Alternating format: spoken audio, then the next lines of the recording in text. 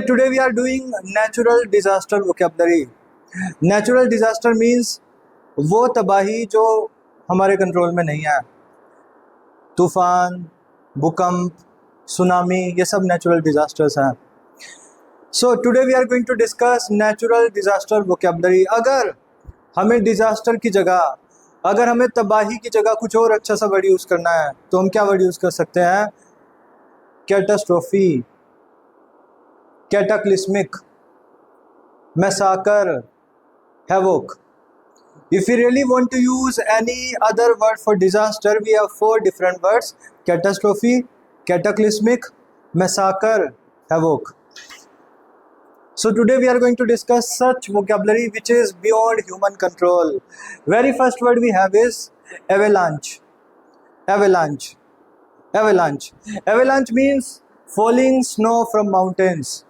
जब पहाड़ों पे जो बर्फ जमी होती है, जब वो बर्फ गिरने लगती है, इसको बोलते हैं avalanche. This is natural disaster. जो लोग मनाली, शिमला, कश्मीर घूमने के लिए जाते हैं और अगर एवलांच की सिचुएशन आ जाती है, it can be very much hazards for the life. तो एवलांच का मतलब है जो स्नोफॉल होती है माउंटेन से, माउंटेन से स्नोफॉल जो होती है उसको बोलते हैं avalanche. Next we have is blizzard. Blizzard. अच्छा, blizzard is a snow storm. इसको हिंदी में क्या बोलते हैं?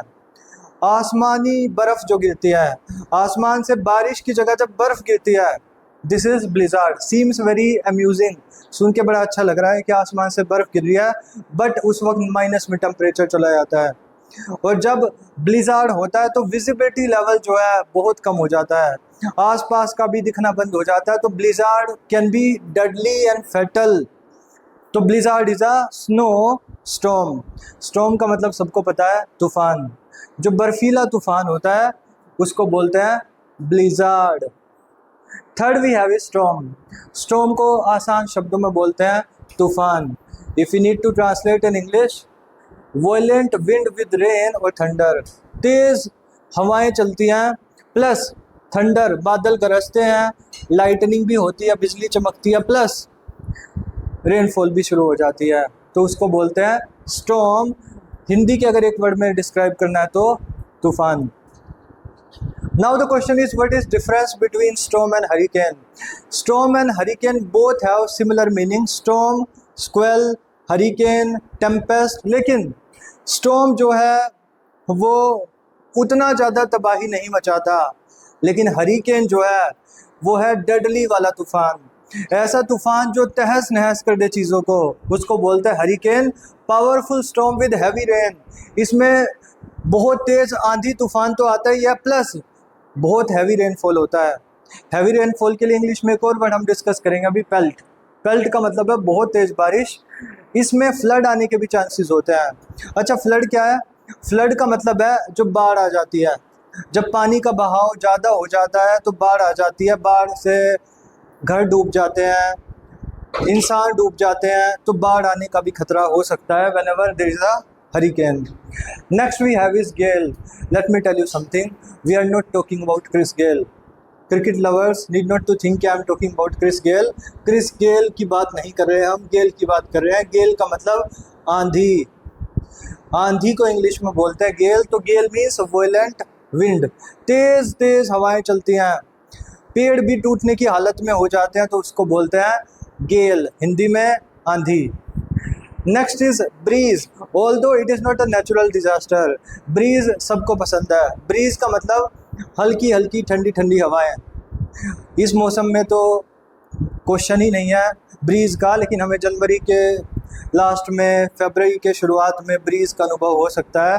अर्ली मॉर्निंग अगर हम मॉर्निंग वॉक के लिए जा रहे हैं तो ब्रीज का मतलब है gentle cool wind. Next we have is flood. आसान शब्दों में फ्लड का मतलब है बाढ़. Too much water covering the land. जब बहुत ज़्यादा पानी जमा हो जाता है उसको बोलते हैं फ्लड. खास करके जो यमुना के पास जिसके घर हैं उनके लिए काफ़ी ज़्यादा खतरे की घंटी हो जाती है. मॉनसून के टाइम पे बाढ़ आने का खतरा बन जाता है. Next is cyclone. Cyclone is gigantic rotating storm, जिसको हिंदी में बोलते हैं चक्रवात. कई बार देखा होगा तेज़ तूफान आ रहा है और गोल गोल गोल गोल गोल गोल रेत जो है मंडरा रहा है, मिट्टी मंडरा रही है, तो उसको हम बवंडर भी बोलते हैं, उसको हम चक्रवात भी बोलते हैं। In English we use to call it cyclone. Next is heat stroke. I think everybody is familiar with this word heat stroke. अभी सब जो है आए हैं तो सभी को पता है कि जो गर्म लू चलती है, लू को इंग्लिश में बोलते हैं हीट स्ट्रोक, जिसमें अच्छे चाटे लगते हैं। अगर हम लू में चल के आए हैं तो पनिशमेंट की ज़रूरत ही नहीं है, वो अच्छे खासे चाटे लगते हैं। समर वेकेशन पढ़ने से पहले जो स्कूल गए हैं 2-3 दिन पहले, उनको अच्छे से पता है कि लू का मतलब है तेज़ गर्म हवाएं, heat stroke.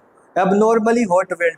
Next is earthquake. I think everybody know the meaning of earthquake. भूकंप, भूकंप को इंग्लिश में बोलते हैं earthquake. Strong shaking of ground.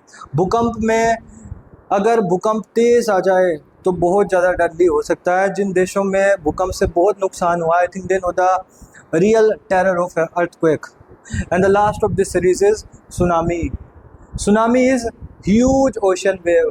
जो समुद्रों में जो वेव होती है, जो पानी का बहाव होता है, अगर वो बहाव तेज हो जाए तो अपने आसपास के जो भी लोकेलिटी है उसको सबको डिस्ट्रॉय कर देता है। बाढ़ में बचने के चांसेस हैं, लेकिन अगर सुनामी आ जाए तो इम्पॉसिबल है। सुनामी सोचने का भी टाइम नहीं लेती, पानी का बहाव आता है, सब कुछ ले जाता है अपने साथ, तो उसको बोलते हैं सुनामी। तो all these are natural disaster. Breeze is friendly, breeze तो अच्छी है, लेकिन इसके अलावा जितने भी हैं I think they are terrorizing, they are fatal, they are deadly and they are lethal. This is part 1.